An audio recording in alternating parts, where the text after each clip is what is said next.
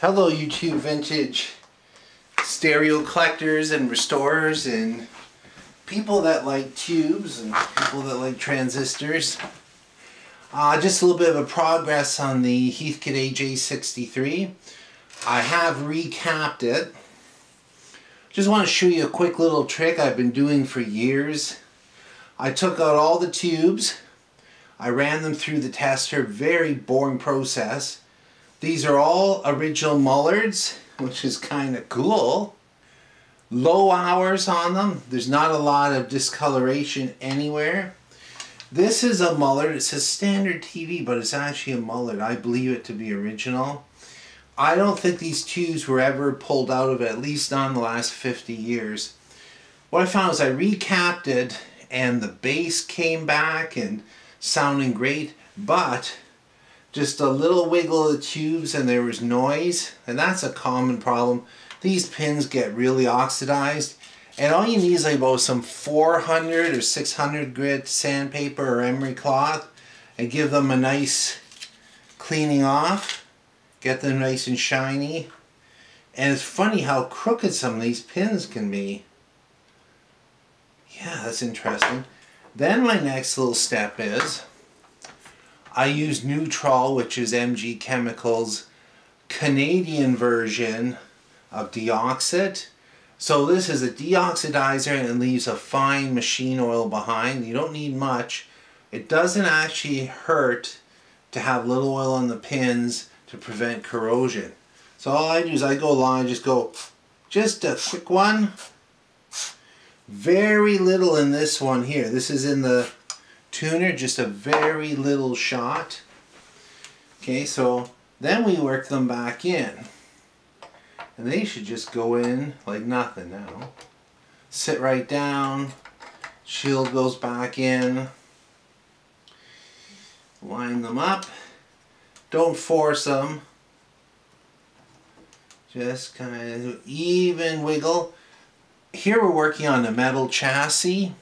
If it was a printed circuit board, I actually support them from below because the old PCBs, they will crack. Tubes and printed circuit boards don't work well. One of my favorite tube amps is the, I don't like that, is the Dynaco SCA35. Okay, now that's good. And it uses printed circuit boards. And so many of them have turned into cornflakes over the years. They actually discolor, and one of the first ones I ever worked on, it's a little pressure putting the tubes back in. But now you can actually buy fiberglass boards, which are reproductions, and they fit in perfectly. There's a lot available for those, but you're better off with a metal chassis in my opinion. Now this one's a little tricky. I don't know where the pins are. I just gotta get a feel for it. There it goes. Wiggle it in, and then there's a shield that pulls out. So all those are in nicely. I just wanted to show you the recap work. We'll tilt it up. Let me put something under there. So, here's what I did. There are actually 3 vintages of capacitors here.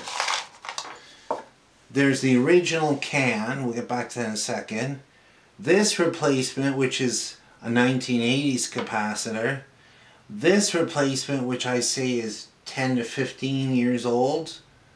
And they were of the right value. There's probably nothing wrong with them. This is a paper cap with a plastic shell, a TRW, which I've replaced with a polyester cap, which should last forever. Now, here's the thing. The main cap. This is a 3-in-1. There's 100 microfarad and 240s. There's 2 ways to do this. One is to take the cap apart and restuff it. And I find that's not a bad idea in most cases. These early Sprague ones from the 50s and 60s, they've got an oil in it. I'm not sure what the oil is. I don't like handling them, to be honest, and it's a bit of a disaster to tear it apart. So what I do is I do the terminal board with new resistors, new 220 ohm. It's funny, here's a 220. It was about 320. One had drifted up to around 270. So the power resistors, anything that heats up, you should replace. So I have flame-proof ones in there on a terminal board that fits under the screws that were already there. And then I put in 105 Celsius caps. So good, the MEAC ones. These are excellent. If any of you do tube work, these MEAC caps are the way to go. I'm absolutely convinced they're the best cap for tubes. And they're available at Just Radios, which is a Canadian company. And I don't get any money for, I don't even get a discount for saying that. This is just one restorer to another. Anyway, I can actually put a higher rated and a better cap on the outside than I can on the inside. So that's the second reason for doing the terminal strip and fitting them in. Not a lot of depth here. So the first one, replace the rectifier. First one here, dropping resistor. Second one here. Third one, drop this dropping resistor over here. Here's a little thing if you want to avoid ground loops.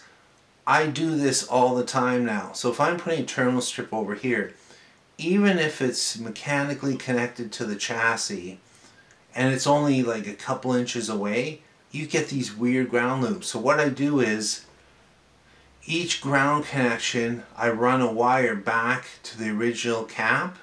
So there's 2 ground connections on this strip, 2 wires back to the original cap. Eliminates any chance of a ground hum. And then this one here is in the discriminator. That's a MEAC. Replace that one. And then the little one here. So the result, I found, net result of all of this is it has better bass, and on the multiplexer side, the FM stereo output, I noticed before it was definitely dull sounding. And that's supposed to be an unfiltered output. So the actual 19 kilohertz pilot is in there.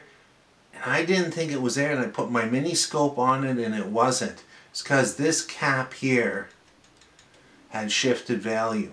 So anyway, that's everything that I'm going to do to it. Thanks for watching and listening.